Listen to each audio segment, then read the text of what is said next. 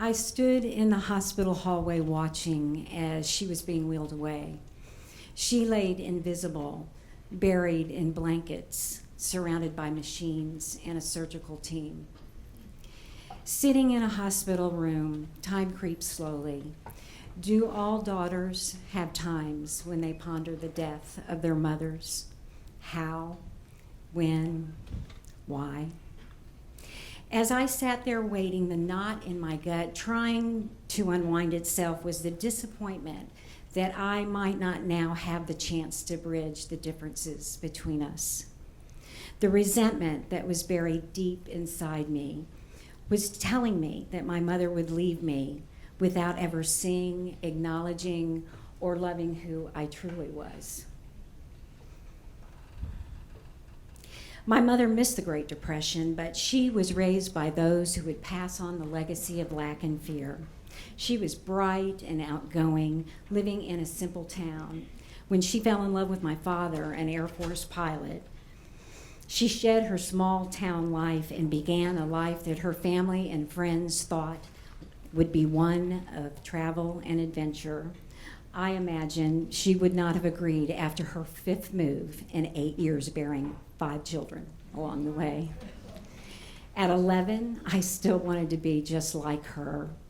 But I grew up in a world much different than my mother's. I was free to question, ponder, and change my mind and my heart about God, men, and life. And of course, I did. It must be painful for a mother to watch her daughter become something different than she expected.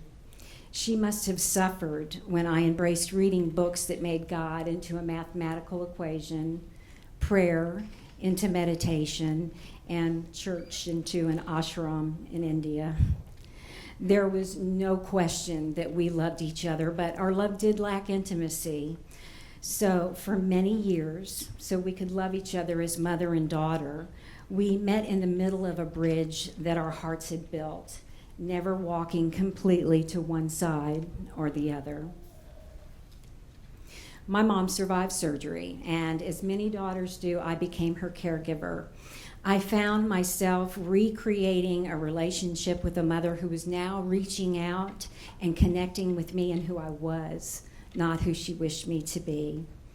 As our conversations changed, our relationship changed, and I changed. I started reverting back to a time when I needed to say what I had not. And as I let the ghosts inside me emerge, I realized I was more saddened than rebellious, more frightened than brave, and needing my mom more now than ever. One day, I ventured into her office and started to organize her files long untouched. And well into the task, I saw what looked to be an old worn spine of a notebook in the very back of a drawer. A light sky blue color covered the binder.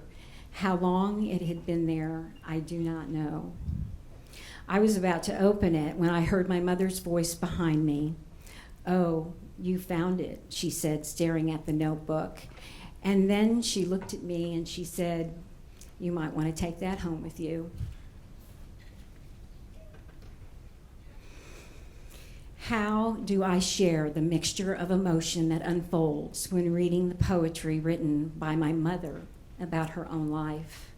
Her poems contain the essence of a family I loved, but spent much of my time separating myself from, only to discover that we were all tightly bound together in the heart and mind of a single woman. I had spent years searching and striving for freedom from a mother who I felt judged me as a woman, but now the freedom I sought was being given back to me by the woman contained in the pages of the Blue Notebook. Not long after reading the Blue Notebook, I awoke in the middle of the night from a vivid dream. There was a clear image of a bridge spanning a great turbulent river. The sky was a vibrant blue, much like the color of my mother's notebook, and it unified all objects in the dream. I knew then that the bridge that my mother and I had spent our lives and differences building had changed. my mom got sick. And in her confusion, she walked to my side of the bridge. And in my grief, I took her hand and we walked together to the other side. We no longer stood in the middle. We had created a new place to be. And like the blue sky in the dream, it united us not only as mother and daughter, but as women, filled with mutual love and respect for each other. Now, when we're together, she sits quietly, and I know she must wonder what I'm writing or if I'll share what has been written, but she does not ask. Not too long ago, her silence would have judged me, but now, thanks to her and the blue notebook that she kept hidden for so many years, I understand. My mom taught me, you do not ask to read what has been written from a woman's heart. You patiently wait in love until it's offered.